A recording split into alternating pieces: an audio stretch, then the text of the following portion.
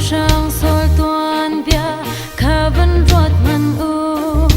ser tu pathian pil in anun cha a nun bei dong levan sang nak ni azel cha a dong na ga ma lama nun ai la ser tu pathian pil chu di anun tu chu khar boy ni pun song a boy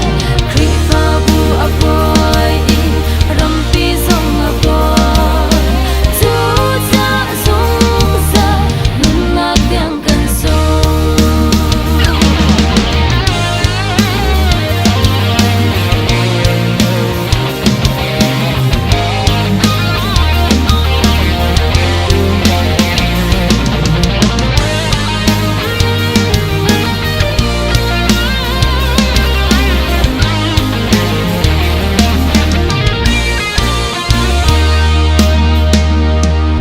mi thong sam son tuan bia khavan rot man u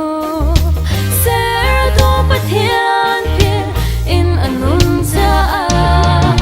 a thon nak le a thiam nak vel te na chu a dong na ga boy pani alak piak tha